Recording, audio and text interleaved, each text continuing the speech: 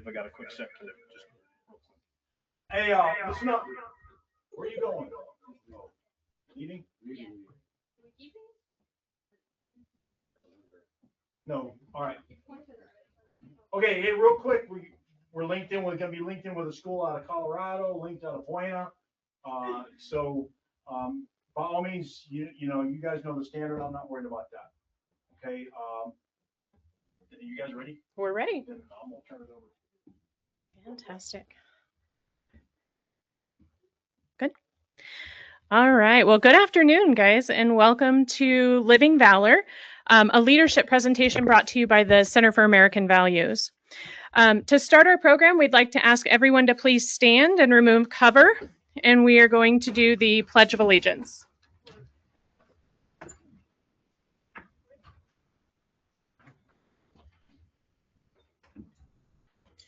I pledge allegiance to the flag of the United States of America and to the republic for which it stands, one nation, under God, indivisible, with liberty and justice for all.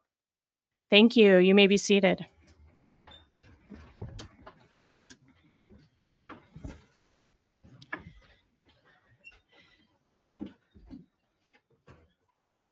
All right. This is a really exciting day for us and truly a special event. We'd first like to start by thanking Tombstone High School and Tombstone JROTC for hosting us here today.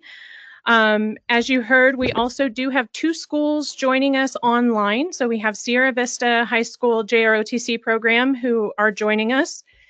And then we also have Westminster High School, which is in the Denver area in Colorado, joining us. So we're very excited to have those two programs online with us. We're excited to have you all here. We want to thank you for being part of this event and for the leadership that you all show in your communities. My name is Stacy Martell. I'm the program manager at the Center for American Values. And our mission at the center is to honor the values upon which our nation was built: honor, integrity, and patriotism. Events like this one are at the very heart of what we do, bringing together youth leaders and creating opportunities for students and cadets across the country to learn directly from those who have lived lives of extraordinary service, character, and sacrifice. It is my honor today to introduce our distinguished guest speaker. He is a Congressional Medal of Honor recipient, a true American hero, and a co-founder for the Center for American Values. His name is Major Drew Dix. Major Dix's life is a testament to selfless service and steadfast dedication to others. He continues to live his mission every day by inspiring new generations to lead with honor and to value the freedoms that we all share. You'll have the unique opportunity to ask questions to Major Dix after you hear from him today. So please be thinking about what questions that you might want to ask as we get to that portion of the program. Before we welcome him to the podium, we do want you to enjoy a short video of his highlighting his remarkable story and his contributions to our country and our communities.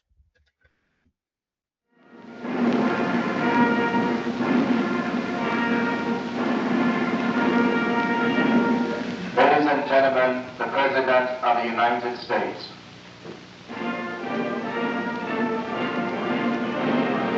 The President of the United States of America, authorized by Act of Congress March 3, 1863, has awarded in the name of the Congress the Medal of Honor to Staff Sergeant Drew D. Dix, United States Army. Drew Dix is a Congressional Medal of Honor recipient. As an Army Special Forces Sergeant, during his first Vietnam tour, detailed to the CIA, Dix was awarded the Medal of Honor for heroic acts including saving lives, retaking important territory, and capturing enemy soldiers. He became the first enlisted man in the U.S. Army Special Forces to receive the Medal of Honor. Dix's military career continued for 20 years, including work in Greenland on a classified contract from 1985 to 1995 with the mission to establish ice stations on the Arctic Ocean to track Soviet submarines. Following the attacks of September 11, he was asked by the governor of Alaska to advise him on the strategies that should be used to protect the oil infrastructure in Alaska. He served as Alaska's first Director of Homeland Security and retired from the state of Alaska as a Deputy Commissioner within the Department of Military and Veterans Affairs.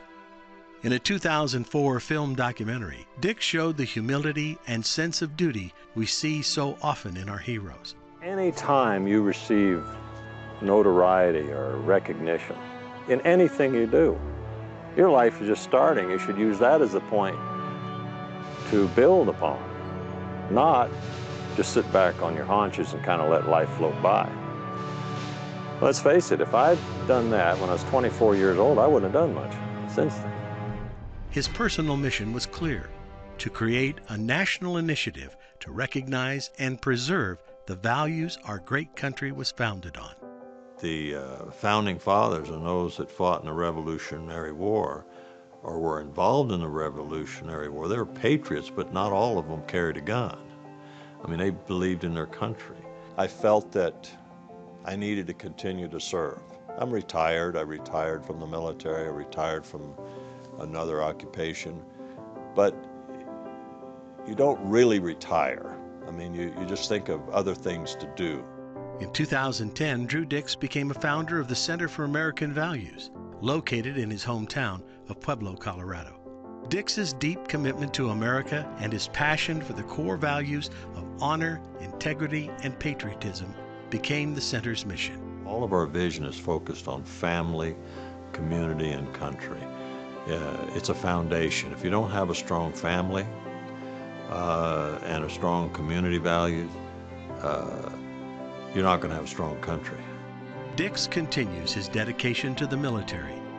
We all have an opportunity to serve, and some of us have raised our hand to serve this nation of ours, and others can reach their hand out. Drew Dix will continue in his quest to honor people from all walks of life who, through courage and dedication, have made extraordinary accomplishments. Drew Dix is a selfless hero who wants America's youth to recognize and truly understand the sacrifices made by others by providing unique educational opportunities through the Center for American Values. Doing great work over there. Want to thank my dear friend Drew Dix. Thank you, Drew, for all you do and for all you have done for our country. Thank you very much. God bless you, sir.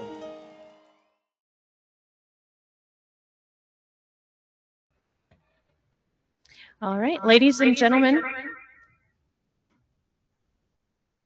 Sorry about that. Please join me in giving a warm welcome to Medal of Honor recipient Drew Dix.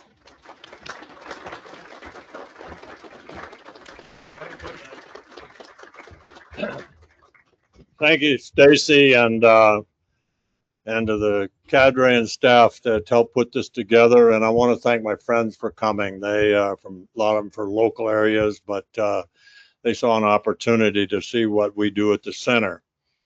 You know, some of you were at the parade on Saturday, and I have to tell you, I was pretty impressed with the junior ROTC and the color guard and those on horseback. They restored my faith in the youth and the young pro. You look good. You look good. I told somebody, are they junior ROTC?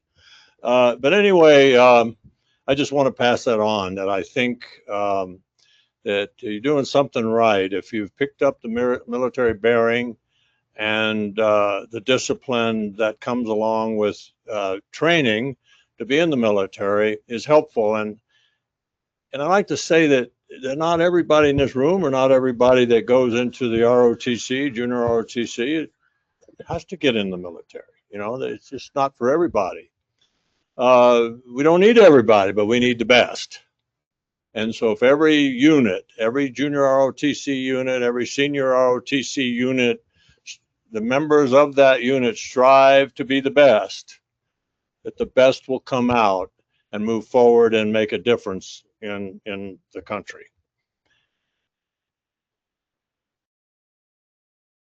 I wear this medal not solely because I'm going to show it off or proud. I am proud of it. Let's face it, a young man serving the country, being honored by the president, I am proud of it. But the reason why I wear this medal is to remind me that this medal gave me an opportunity to speak for all those others that served that didn't have the opportunity to express themselves, or maybe didn't survive the battles. Whatever the reason, that's what I do, and that's why I wear this medal. And this medal belongs to everybody. It's, you know, how many in this room? 50 some? What, 50 total people?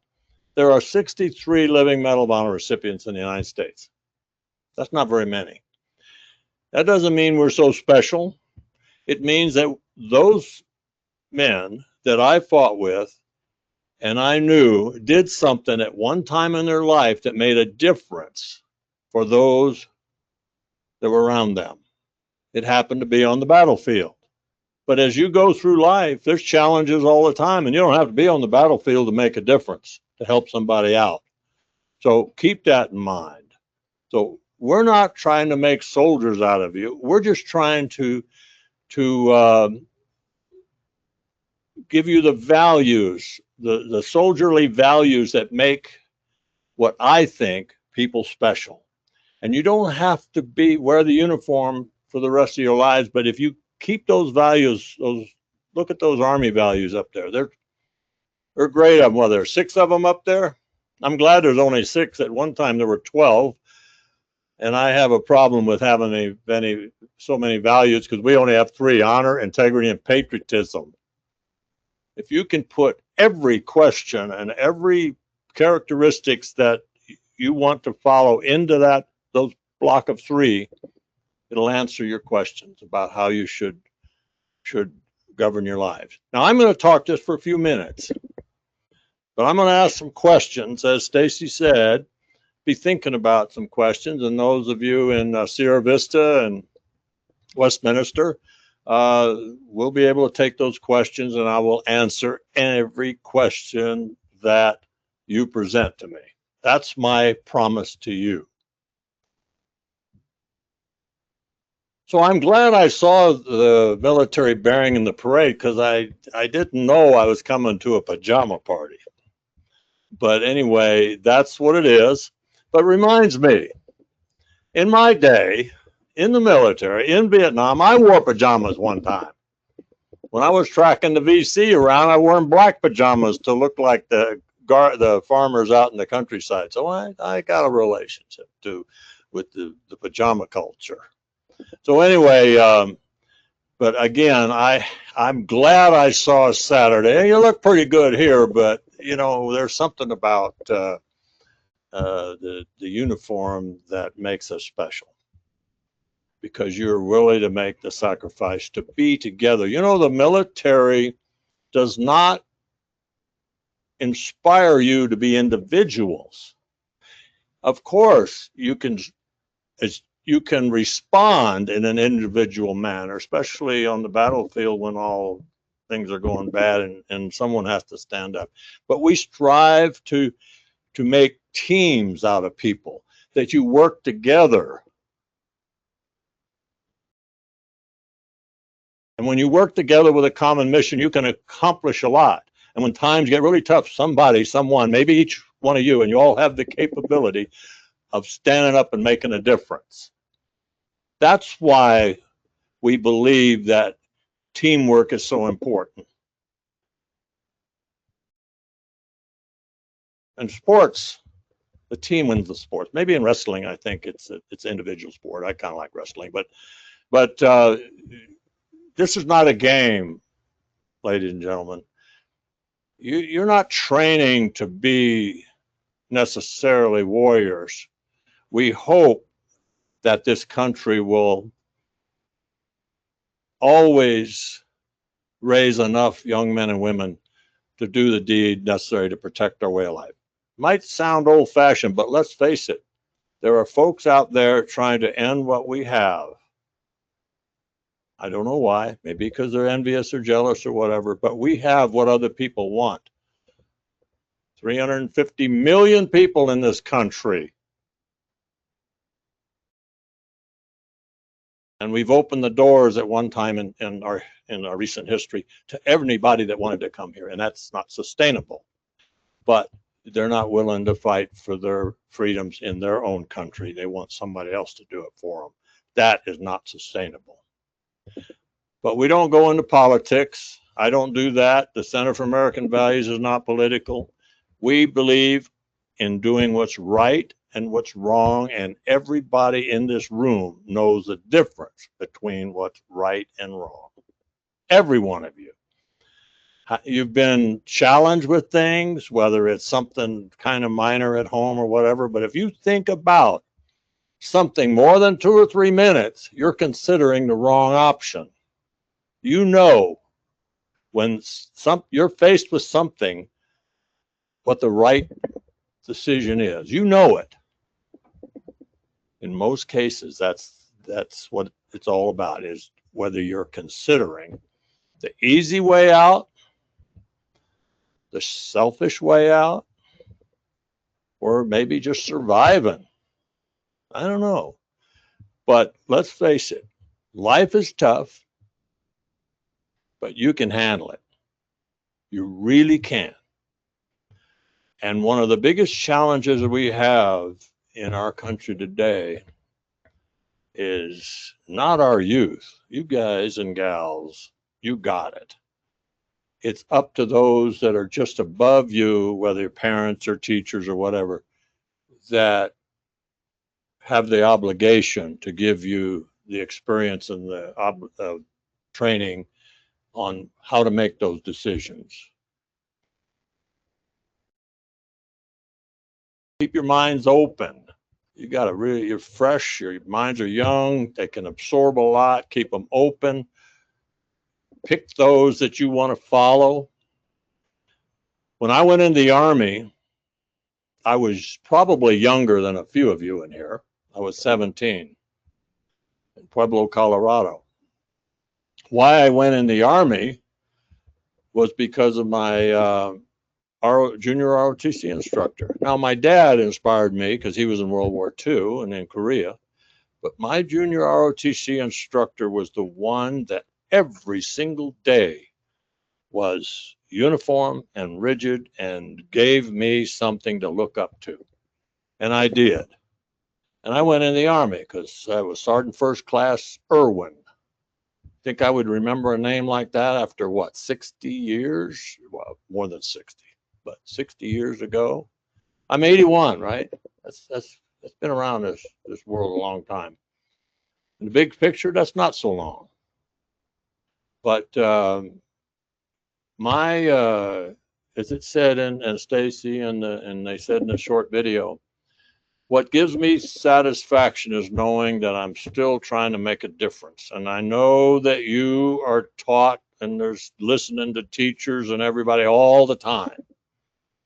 And they really mean well. And I don't want to stand up here and tell you what to think, but I can tell you you can think, and that you have the capability of making the right decisions. So hang around with those folks that are like-minded, that get it. And if somebody needs a little nudge, mentor them. Every one of you in here are mentors. Somebody's looking at, might be a little brother, little sister, the next door neighbor. You are mentors. They're watching you. So how you plan your life, how you live your life, is somebody's watching. So that's my point that I want to make. It's not science, magic, and to figure out that it's complicated. It's very simple stuff. So when I went to Vietnam the first time, I was in Special Forces, right? I was an old guy. I was 21. Well, maybe 20. I was 23. But you had to be 21 in those days to be in Special Forces. And I was with a unit that everybody wanted to be there.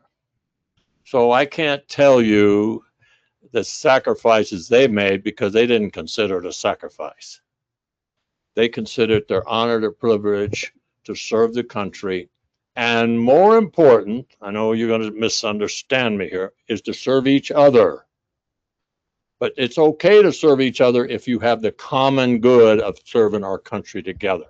So on the battlefield, you might go there to serve your country, but on the battlefield, who you're serving for is those on your left and your right, because you know they're doing it for you too. And if we live with that creed of looking out for each other, then there is no limit to what you can accomplish. There really isn't.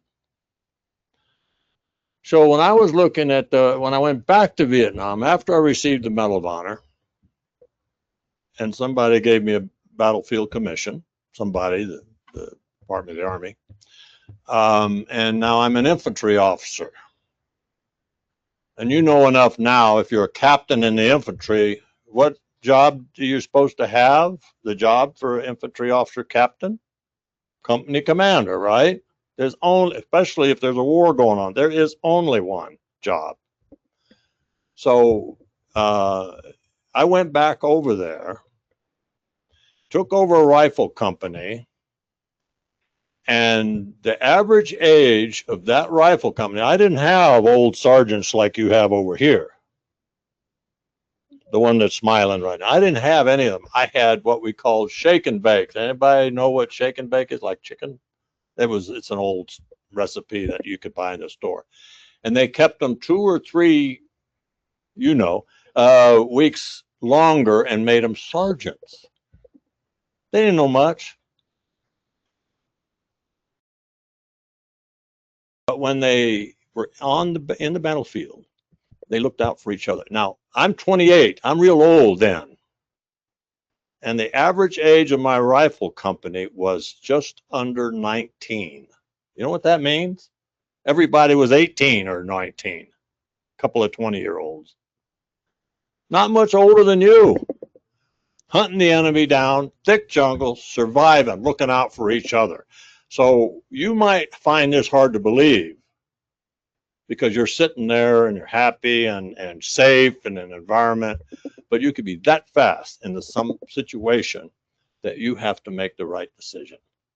Doesn't have to be in combat. It can be, and Lord knows how dangerous this world is right now, and things are happening all around the country. And I hope we get a handle on it. I came here to the Tombstone where it was, everybody knows there was no law and order in the old days, and they made some laws and took care of business. Now we got a lot of laws and maybe not much more order, but we're going to get there. And we're going to get there because of the youth of this country is going to say, we've had enough. And so I'm not wasting my breath talking to youth all over this world, all over this country, because I have a purpose. I want you to know that it's okay to do the right thing. Now, the center is very, very, very special to me because it's a vehicle that we have to get the word out. And we printed this quote book.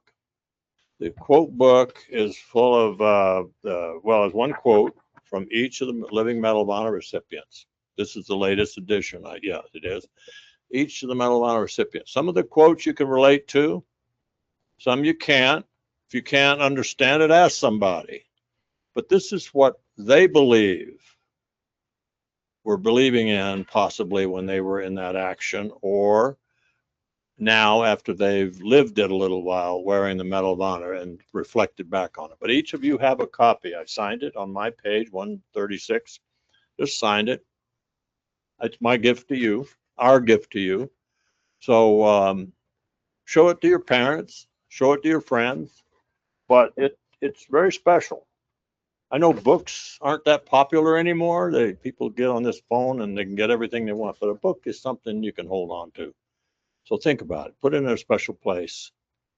And the size of the book, everything was thought out. The military combat fatigues, that's what we call them, had a pocket this size, and we made this so they could put it in their pocket and carry it.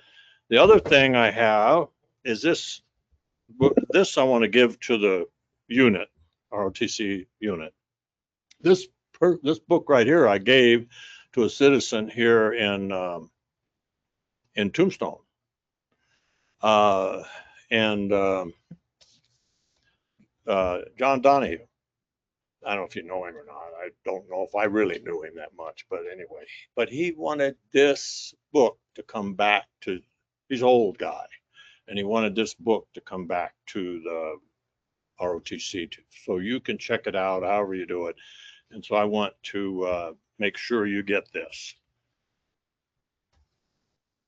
So I've said about all that I had planned to say. Think about what I said.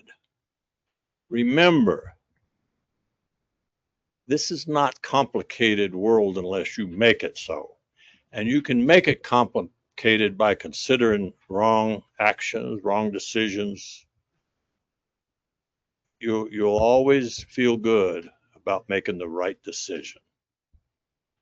And we're going to open up to some questions, but the last thing, in case somebody doesn't ask this question, usually somebody says or asks, what advice would you give to somebody, to this class, knowing what I know now and I would be your age? And it's very simple. I thought about it a little bit one time. It's very simple. Do not make yourself be victims. So easy to become a victim and say, oh man, did you know what they made me do, us do? And you can drill yourself in the ground feeling sorry for yourself. But in the bottom line, nobody really cares. But what they care about is the person that survives that thought. Because when the younger you are, the less significant event happens to make you a victim. Right now, you could be a victim because you couldn't go out one night to do something. But as you get older, your decisions are more complicated. And if you can't deal with those little things now, you're never going to deal with the normal things in life. So think about that. Do not become a victim. Help somebody else to avoid that. Give them that same guidance, and you will feel good about yourself. So Stacy, what do we have? So we are going to go ahead and start with questions here in the room. And then once we get through those questions, we'll meet up with, or bring Sierra Vista up on the screen, and we'll take questions from that team as well. Westminster, although we're not connected with you through camera, you do have the opportunity to type in questions into the webinar platform. And at the end, we'll include those questions as well. So please make sure that you send any questions that you have. So the way this is going to work, we're going to have someone in the classroom stand and ask their question. For the purposes of those viewing online, I will repeat the question into the microphone so everyone can hear it, and then we'll give Drew the opportunity to answer. So who would like to go first? Yes, sir. So the question is, what does the Center for American Values do? What does the Center for American Values do?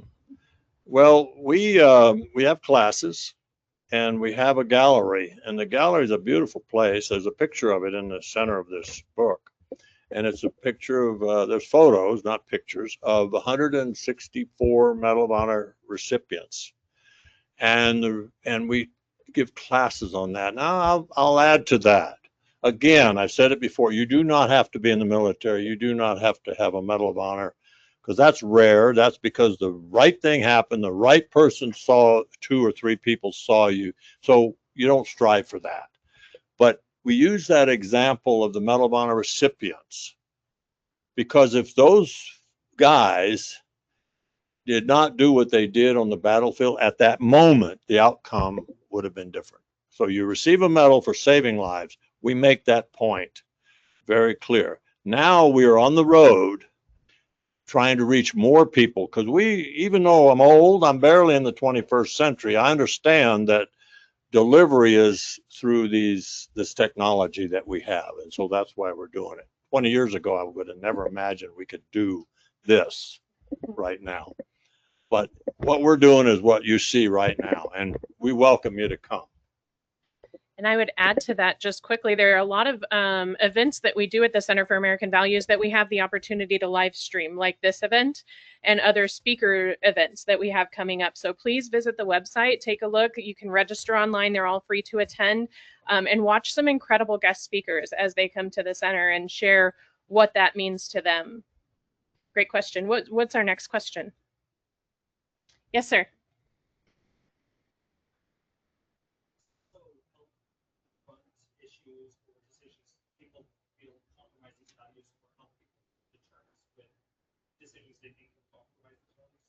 It's a great question. So do we help people when they feel like they are, the values have been compromised? That's a good question. That's not a focus we have. I won't turn anybody away. If they come to me or come to anybody, we'll help when we can. Especially a younger person that might just want an older person's opinion about something. But there are a lot of organizations that do what you're asking. And because you can't do everything, we stuck to this direction to focus it on those that don't really have problems that we know of, and try to cut things of these problems off at the pass, so to speak, and help people get on the right track. Who else has if you can hear that, you got a lot younger ears than I do. That was a good question, though. Any other questions in the room? Yes.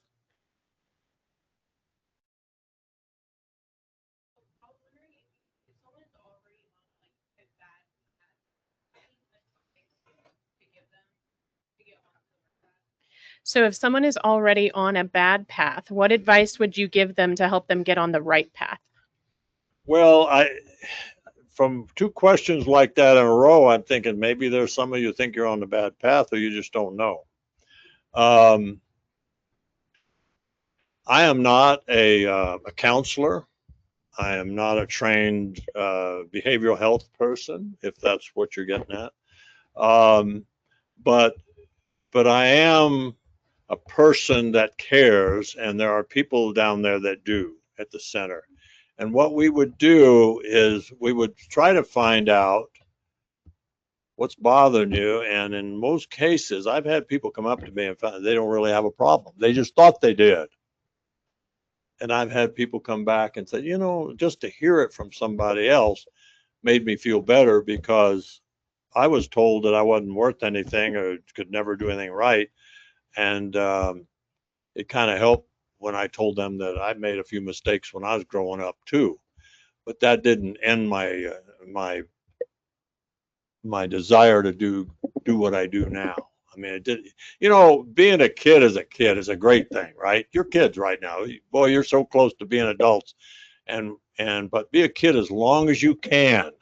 Have fun, not too much, but it's good. I had a wonderful childhood personally, and my friend, we had a heck of a time up there in Colorado, just doing what kids do, hunting, fishing, whatever. Don't do too much of that now. You guys are stuck to these phones and things, which I have an opinion about. And I will add this one thing. There is so much information out here in this phone that might be telling you if you don't have this or you don't do this, you got a problem. You don't have a problem, because some of this is not even true. There is stuff out there that is absolutely true. I know it's true because I'm 81 years old. I've seen it. This won't happen. And you're right. It does. I'm right. It doesn't happen. You don't know. That's the biggest problem I see. See what you see, look at it, but check it out. Ask somebody. Don't let somebody bother, worry you about a situation that you don't know the source. Just don't lose one bit of sleep until you verify it. That's the only thing I can say. It'd be tough to be a kid right now, but you guys can handle it. Great. Other questions in the room? Yes.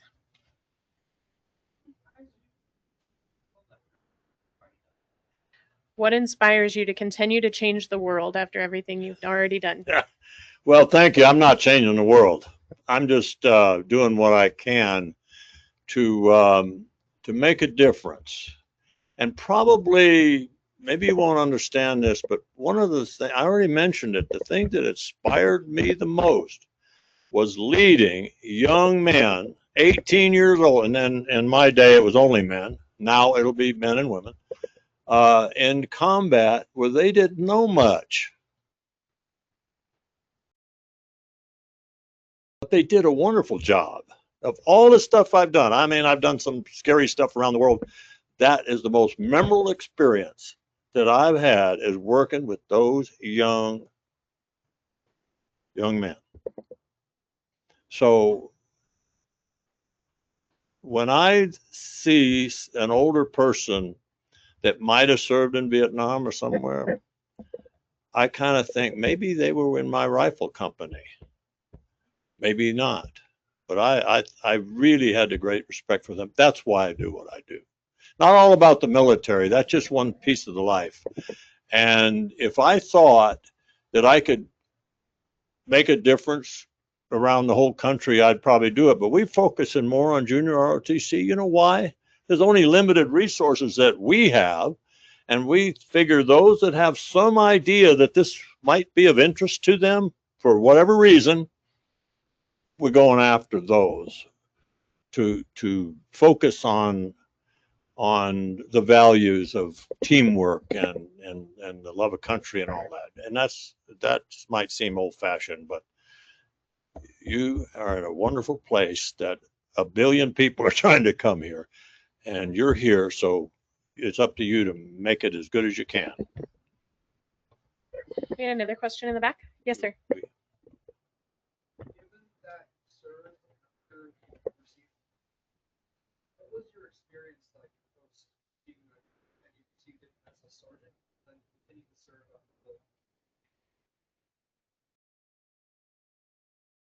Being that you served after you received the Medal of Honor, what was your experience like after receiving the medal?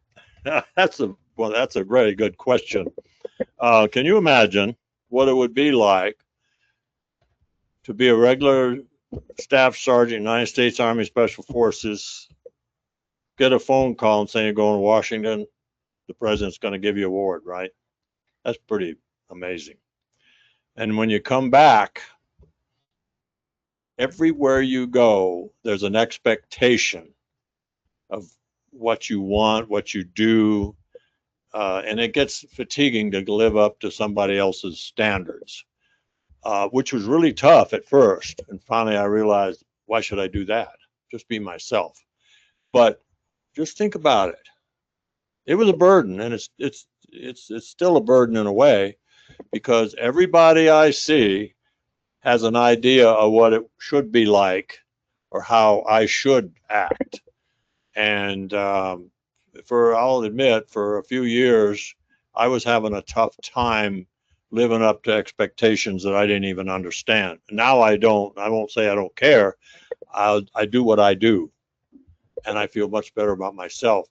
And the other point, because in your life right now, I remember when I was your age, what am I going to do for the rest of my life? Feed family, raise kids, whatever. What am I going to do? Well, my other advice to you is think about something that's reasonable that you can do. Some of you are good at math, some at English. Maybe some of you don't even know what you're good at, but you are good at something. You can pursue that avenue, because as you try to go after something that you have not have the capability, because we're all different, you're going to fail.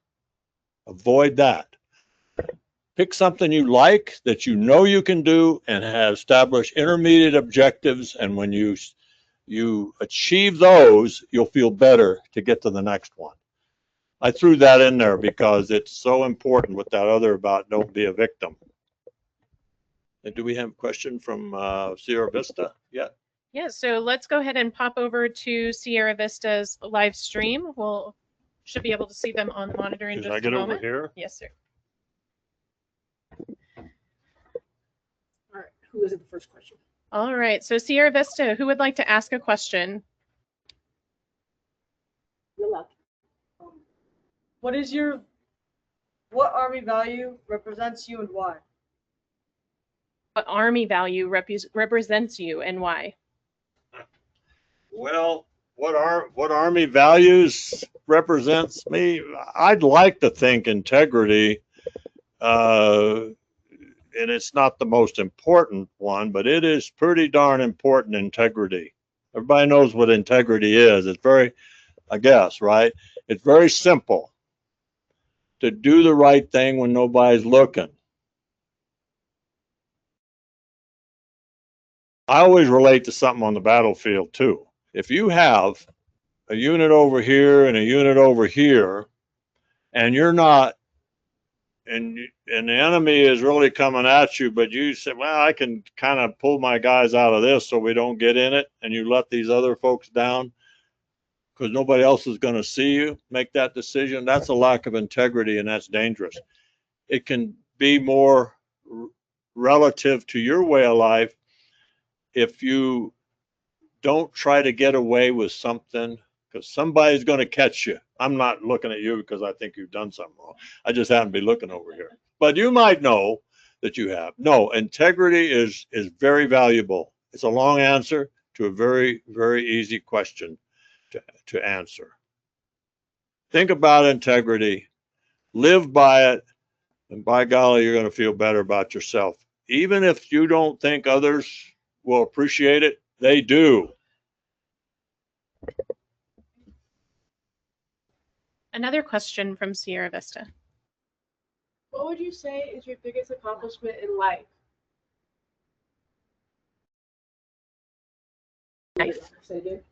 You know, the biggest accomplishment, I don't know. I'm looking to say maybe I haven't achieved it yet.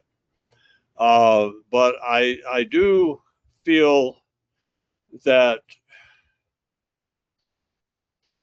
the greatest accomplishment that affects more people is the Center for American Values. There are some things that I think I did in the military and after that might have benefited an effort in the military or whatever that is important, but that pales into comparison of the impact that if there's 50 people here and 2 of you walk away, if we made a difference, that's an accomplishment that I strive for.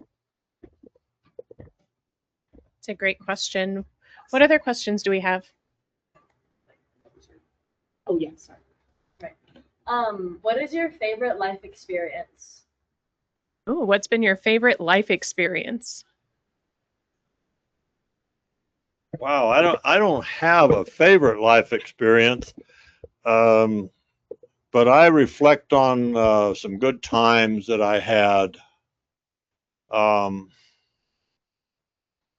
It's kind of a tough one, and I'm not avoiding it because it's personal. I'm just saying I've had a lot of good experiences, and the way I approach life is when you're as old as me, and nobody's as old as you. I'm older than your great grandpas, probably some of them, but is when I go somewhere, like when I went to Alaska, I did what they did in Alaska.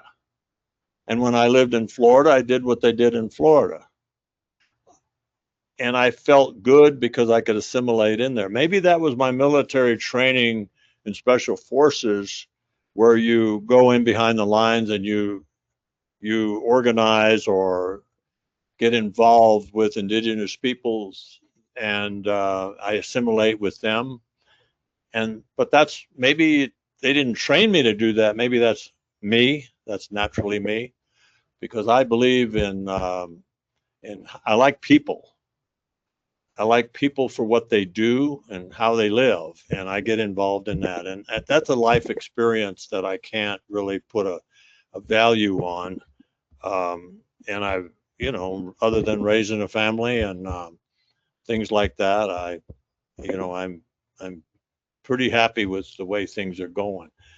A follow-on question to that one is, do I have any regrets? Yeah, I have a couple, but they don't ruin my life. I would have done a few things differently, like everybody. But that's a very good question. I'm going to have to think about a better answer for that one. But you will all have good experiences if you don't try to get out of your bailiwick. What that means, try to do things you can't do. I know someone says that, oh, you can do anything. Maybe your grandma, grandpa, or somebody, your mom or dad said, you can do anything you want to do. Oh, yeah, you can. But if you flunk biology, you're not going to be a brain surgeon, right? There's no way. If you can't do math, you're not going to be a financial planner, right? You just aren't. I'm not too good at math, but I do know I can read people pretty good.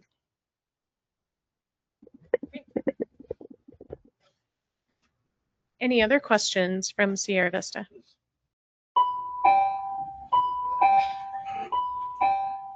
What do you feel is the importance of the youth participating in community service?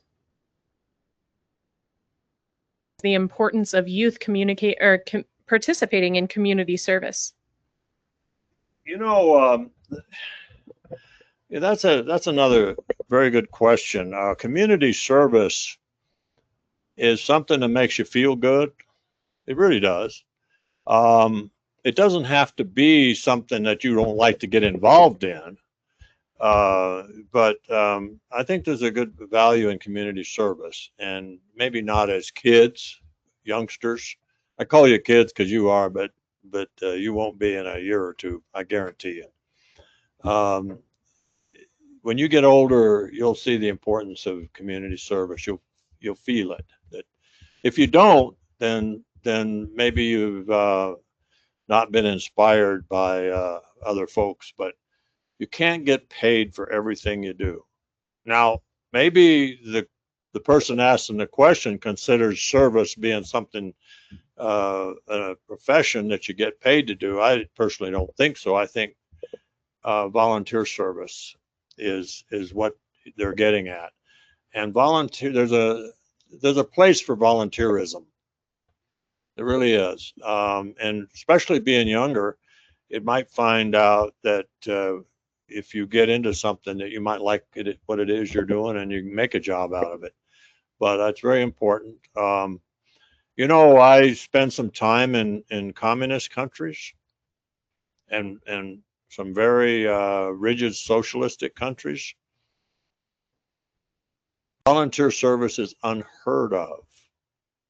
They don't do it.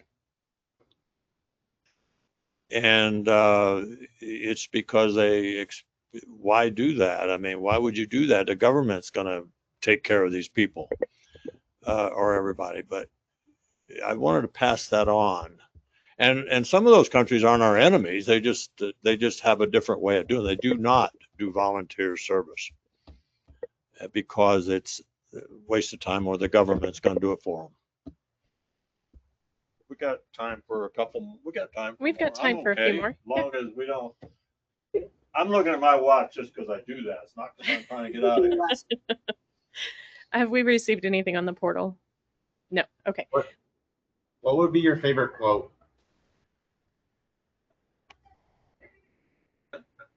Sorry. What would be your favorite quote? Your favorite quote. Oh. Well, in the book, my quote is, "Nothing's ever as bad as you think it might be." Think about that. And I came up with that mainly when I went into the Army and basic training. And it affects young folks too. When you go to the next school year and you're going to get a course and it's an English teacher, I guess you do it that same way. Well, I can't, she's terrible or he's terrible. I can't be doing that. Well, you find out it's not so bad, right? Or you get in the Army, rumors, and the Army will kill you, right, Sergeant? They will. And every time you go somewhere and you find out after you're terrified about where you're going, well, this is a piece of cake. There's nothing to this. So that kind of carried it on in my progression of my life into the battlefield. But then one real brilliant young student that I was talking to says, well, that's an optimist. What if you're a pessimist? Like, You made it get worse than this? Anyway, no, I'm an optimist, and I think it's important to, that's my favorite quote. Now, another quote that I really like, that some people say Ronald Reagan made this quote. I don't know that he did. I won't say that, but I know it was on his desk and he liked it. So that's good enough for me. It's, there's no limit to how far you can go if you don't mind who gets the credit. Think about that one. That's a very good quote. And now I have one more that I've kind of modified my nothing's ever bad as you think it might be to tolerance is a character flaw. And the reason why some people say, whoa, the reason why you're confused maybe is patience and tolerance are different. Very much different. Patience, you're learning. I have patience with you because you're learning. But if you already know and you don't do it, that's tolerating poor behavior. That's my quote. All right. And I can attest Drew puts that on all of his emails. So we see that quote every day. Any other questions from Sierra Vista?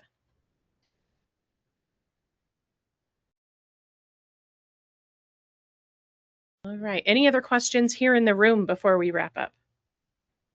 We're not encouraging to wrap up. There you go. What was it like?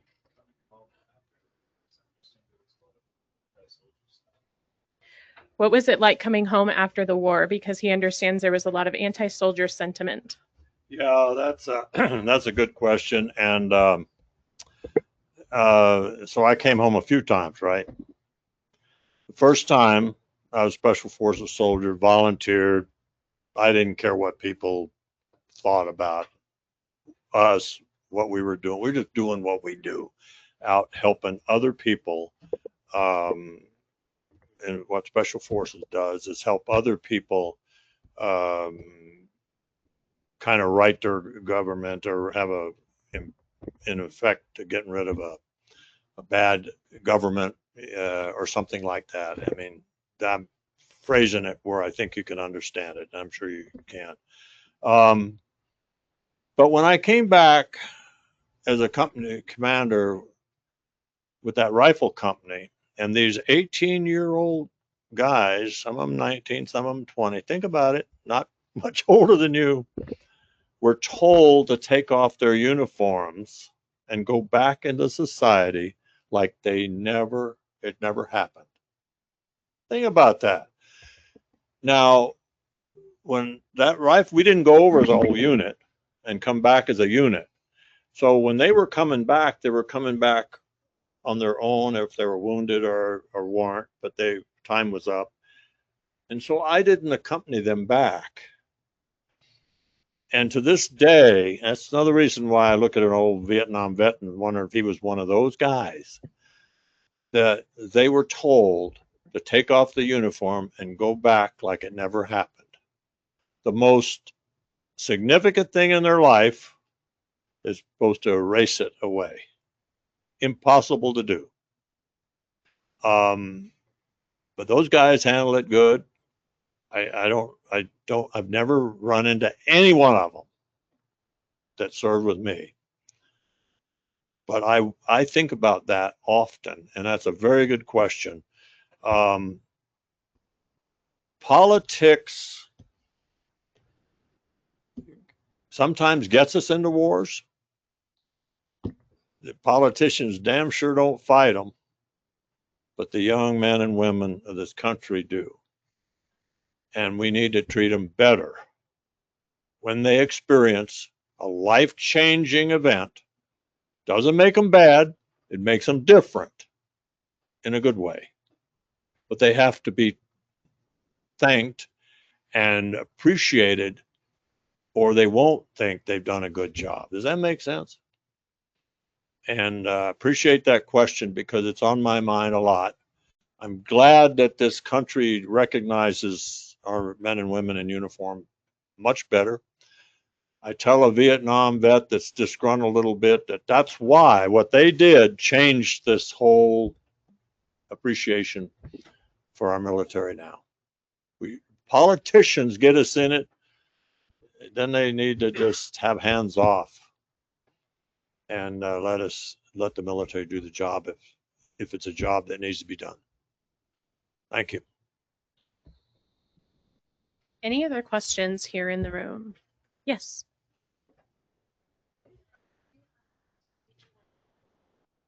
What advice do you have for someone who wants to go into the military? Well, we need good people. And if you're thinking about it, I'm pretty sure you know whether you can make it or not, right? Already. The advice that I have, a lot of it I've mentioned this afternoon. But the main thing is verify everything you hear. Don't go on rumors. Rumor control will kill you. Look out for each other. Listen to those NCOs that are directly over you. They know. And as soon as you realize that this is for you, you'll be a part of them, and you'll feel good about wearing a uniform. When I went in,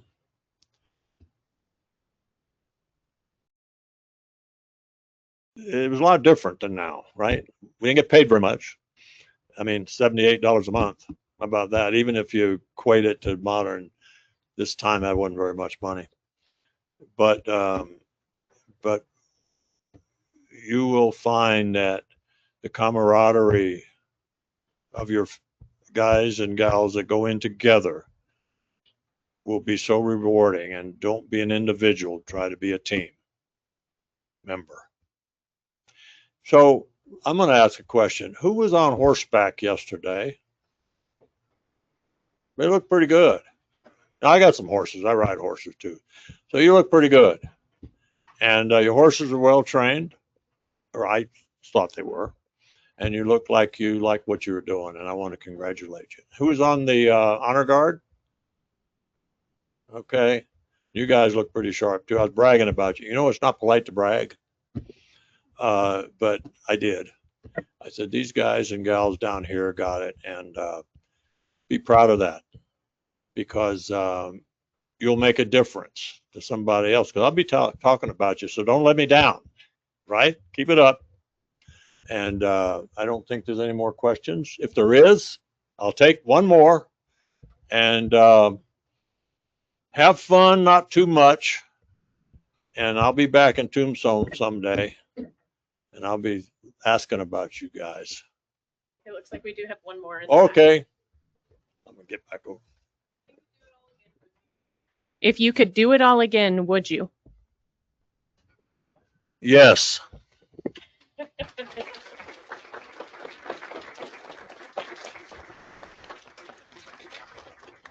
don't have a question, but I do want to present you with a challenge coin.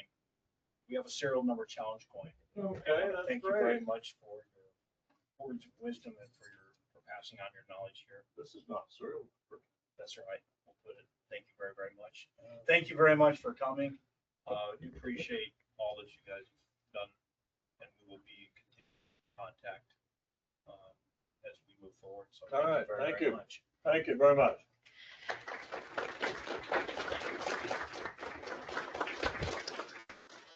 Thank you, Drew, again for all of your wisdom that you shared with us today and for answering all the questions. Thank you again to Tombstone High School for hosting us. It was a privilege to be here today. We're really excited to spend the day with you.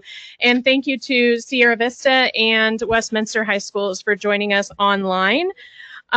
We really appreciate you guys being part of this Living Valor program, and we hope that you've learned a lot. Thank you.